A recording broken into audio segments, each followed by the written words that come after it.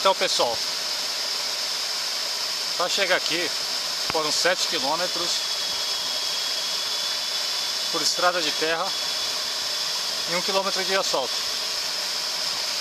Agora estava vindo de São Paulo até aqui com umas 2, 3 horas.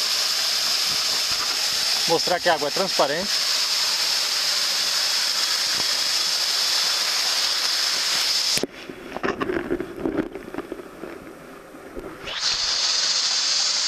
Viram só, pessoal?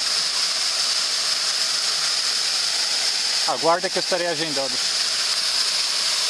e postando um evento da comunidade.